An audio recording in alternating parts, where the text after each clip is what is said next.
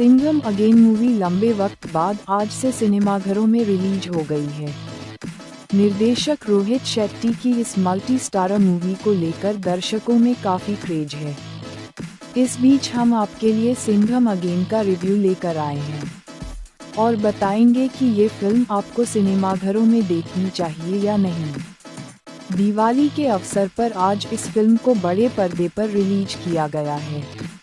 ऐसे में हम आपको सिंघम अगेन रिव्यू का फुल मूवी रिव्यू बताने जा रहे हैं। क्या है फिल्म की कहानी?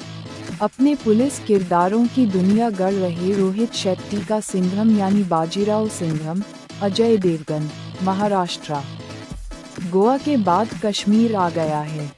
इस यूनिवर्स की फिल्म सूर्यवंशी में उमर हाफिज, जैकी श्रॉफ की कहानी दिखाई गई थी। उमर के दो बेटों को सूर्यवंशी, अक्षय कुमार, सिंघम और सिम्बा, रणवीर सिंह, मार देते हैं। अब उमर ड्रग्स के धंधे में लिप्त है।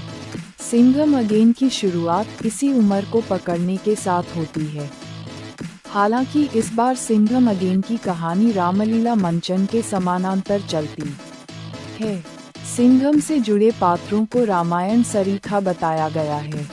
खैर, गिरफ्त में आया उमर चेतावनी देता है कि वह अकेला नहीं है, कोई सिंघम का कफन तैयार कर रहा है। फिर कहानी 2 साल आगे बढ़ती है। सिंघम की पत्नी अवनी, करीना कपूर, सांस्कृतिक विभाग में कार्यरत है।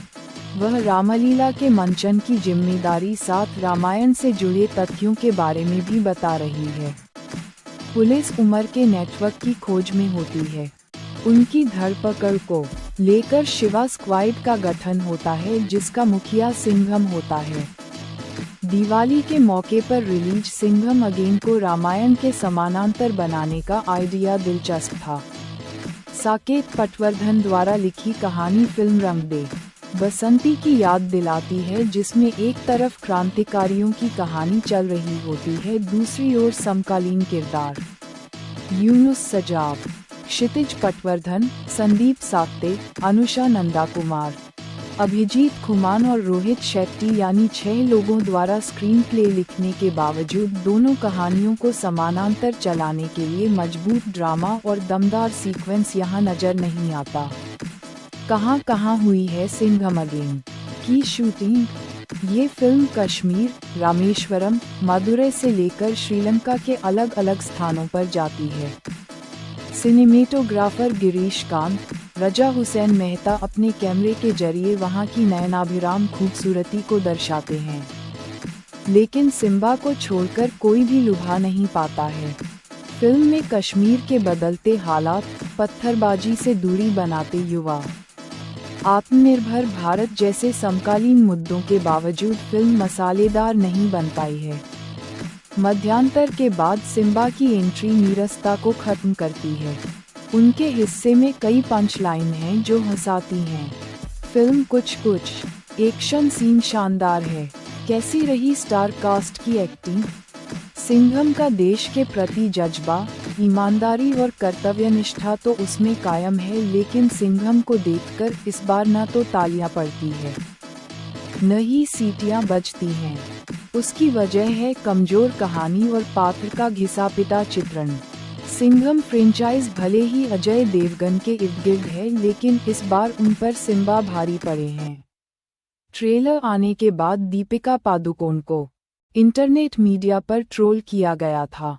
लेडी सिंघम के तौर पर वह कहीं भी प्रभावित नहीं कर पाती। उनके हिस्से में चुनिंदा सीन है। रणवीर अपने खास अंदाज में हैं और सब पर भारी पड़ते हैं। अक्षय की एंट्री हमेशा की तरह हेलीकॉप्टर पर है। वह चिरपरिचित अंदाज में है। डेंजर लंका बने अर्जुन कपूर कहीं से भी डेंजर यानी खतरनाक लगते नहीं हैं। करीना कहीं ओवर एक्टिंग करती दिखी हैं। फिल्म में इस बार नई एंट्री सत्या की भूमिका में टाइगर श्रॉफ की है। उनके हिस्से में संवाद कम बस एक्शन है, जिसके वह महारथी हैं। रवि किशन कौन से मंत्री हैं यह आपको खुद की तय करना होगा।